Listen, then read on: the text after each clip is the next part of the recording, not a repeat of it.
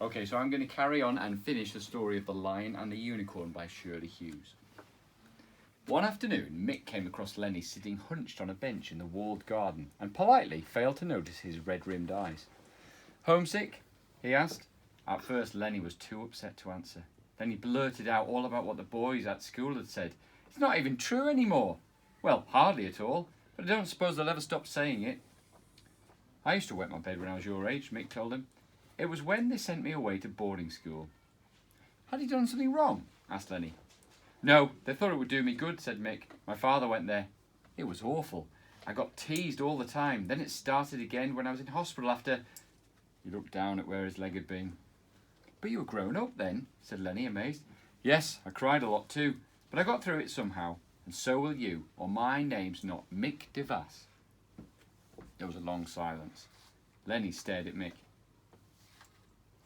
"So you're the war hero?" he said at last. "You've got medals for bravery. Nellie told me."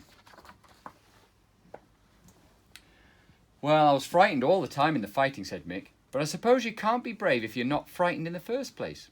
My father was really brave, a fine officer. I'm only a private." "My dad's a private," said Lenny proudly. "He's fighting the Germans like you did. I've got his badge." "I never wanted to fight Germans or anyone else," Mick told her. "It's cruelty, bullying and oppression we're fighting against." Lenny was not quite sure what this meant, but he got the general idea. "I used to come here to this garden to see the unicorn when I was a boy in the school holidays," said Mick. "I used to long to be brave and manly and all the things they wanted me to be. But there are different kinds of courage. And I'll tell you one thing, the boys who say those things to you haven't got much. In fact, none at all." Later, when he was alone, Lenny thought a lot about what Mick had said. Gradually, the bedwetting stopped altogether. Knowing a real war hero who had had the same problem helped. He even forgot about the prowling lions. But then something happened which was much worse. Mum's weekly letters stopped coming. Every morning Lenny waited anxiously by the gates for the postman to arrive, but there was nothing for him. He told nobody how worried he was, but he started to have bad dreams about searching for Mum and running and lions leaping out at him and pinning him down with their terrible teeth and claws. The bedwetting started again. In the end, everything was just too terrible to be borne. One night, Lenny waited till the girls were fast asleep. He had his suitcase ready packed. He put his precious badge in the pocket and crept downstairs to the back kitchen. It was difficult to unbolt the back door without making a noise, but he managed it standing on a chair. He was running away. He had to get back to London. He planned not to go by the main drive which went round the front of the house in case he was seen. Instead, he would cut through the gardens, into the orchard, through a hole in the hedge and across the field to the road. There was a bright moon. Lenny's sharp shadow tracked him nimbly along the silent paths. In the vegetable garden, he scampered past raspberry beds and rows of staked-up runner beans where anyone or anything could be hiding. When he reached the orchard, he broke into a run, weaving from one tree to another, crouching low over his suitcase. When he reached the hedge, he stopped short. He thought he heard something moving stealthily and carefully through the grass on the other side. He listened. The whole night seemed to be breathing, purring, growling. He was sure something was coming through the hole in the hedge. Then he did not stop to find what it was. He dropped his suitcase and ran. Now the dark, many-chimneyed shape of the house seemed to be flying swiftly against the moon, too far away to run to now. But he ran all the same, wildly, until he was heaving for breath. Now he was on the path by the summer house. He saw the door to the walled garden. He pushed it open, fell inside and slammed the door shut behind him. Lenny was crying now, but he felt safe. The garden was completely quiet. The rosebush was frozen in the moonlight.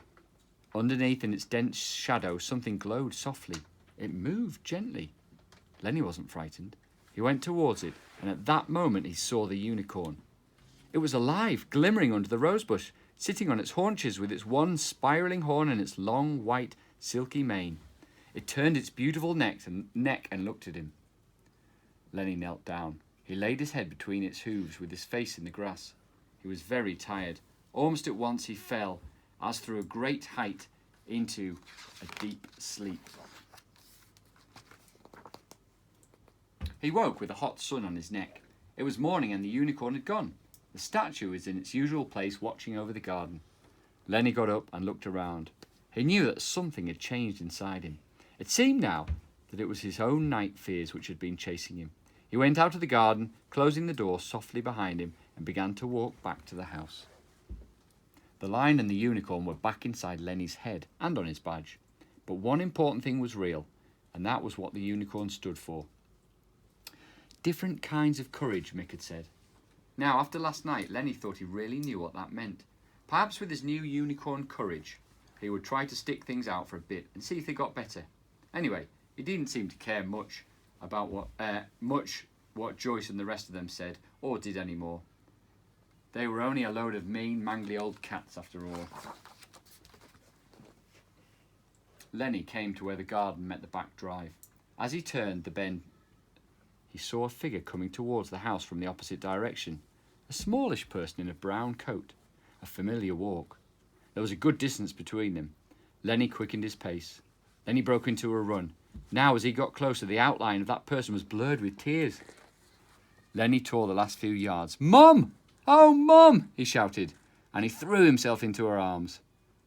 "Didn't you get my letter?" said Mum after a while. "Bombed out. A direct hit. The whole house gone. Luckily I was working in the canteen at night."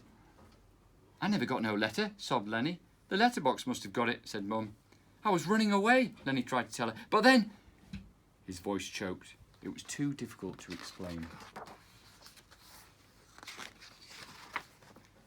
"Lucky you didn't," said Mum, "or we might have missed each other. You're a brave boy, Lenny. A proper hero you are. After you left, it seemed like even bombs would have been better than us being separated. But now I've come to take you away. We're going to Aunt Rachel's in Wales. It's by the sea, Lenny. And guess what? Your dad's coming home on leave. We'd better go and tell them." Lenny felt in his pocket to check that his badge was safe. So he, Lenny Levi, was brave after all. He knew that didn't mean he would never be scared again. But at that moment, he felt he could face anything. Jaunty now and hand in hand with Mum, he walked towards the house.